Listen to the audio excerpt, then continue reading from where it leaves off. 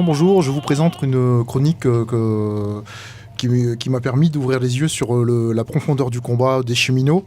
Et en fait, j'ai contacté le secrétaire général de la CGT de Versailles, cheminot, Mathieu Polreda. Nous, on se bagarre pour nos revendications de la corporation, et on en est fiers, hein, on n'a pas de problème avec ça.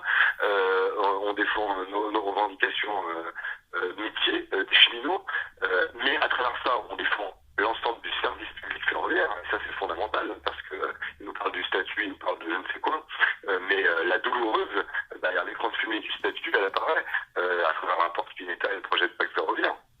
C'est la suppression de 9000 km de ligne, c'est l'augmentation des tarifs, c'est la perte du service public ferroviaire.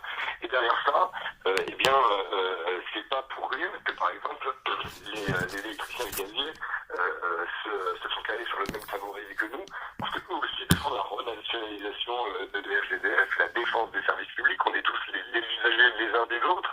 C'est très intéressant de voir que les éboueurs aussi et les gens de la collecte des déchets se sont aussi calés sur un calendrier de grève longue et dure comme nous, y compris parce qu'ils demandent la création d'un grand service public du nettoyage et du traitement des déchets.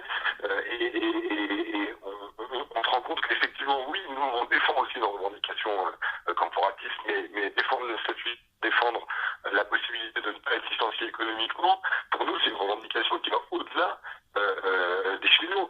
On défend l'interdiction des licenciements économiques pour tous. Et beaucoup de gens se rendent compte que les cheminots sont un verrou, c'est-à-dire on s'attaque à une corporation qui est réputée combative pour pouvoir la casser et faire peur à tout le monde, et puis après s'attaquer à tous, s'attaquer au CDI, s'attaquer aux conventions collectives, etc. On organise des combats de pauvres dans ce pays. On essaie de nous faire jalouser les uns des autres. Nous, on va jalouser la retraité, on va jalouser les chômeurs, le privé va jalouser le public, etc. Enfin, et on se bat, nous, les uns contre eux, on veut nous faire nous battre les uns contre les autres, pendant que ceux qui ne font rien, qui vivent grassement du travail des autres, leur argent travaille pour eux, notamment les actionnaires du CAC 40, des grandes multinationales, eux sont bien tranquilles dans leur palais. Donc il y a un moment donné où il faut que nous, tous la classe ouvrière, ceux qui font toutes les richesses de ce monde, les pauvres, la jeunesse, les retraités, on s'unisse ensemble et qu'on soit en capacité de montrer un visage d'unité et de combat pour la défense de nos intérêts, pour ceux du capital. Donc comme le précise mon camarade, en fait, il dénonce la politique gouvernementale qui vise à monter les salariés les uns contre les autres, les corporations les unes contre les autres, et les attaques les unes après les autres. Donc maintenant, ça nous amène à une question. Qu'est-ce qu'on fait ? Est-ce qu'on continue de prendre des coups dans la gueule et rester pacifique, ou est-ce qu'on leur met autant de coups dans la gueule qu'ils nous mettent ? Mais non, la question, elle est simple.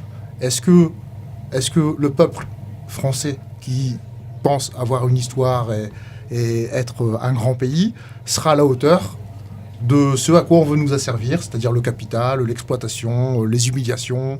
Ils veulent clochardiser les gens sans qu'ils bronchent. Donc maintenant, qu'est-ce qu'on fait ?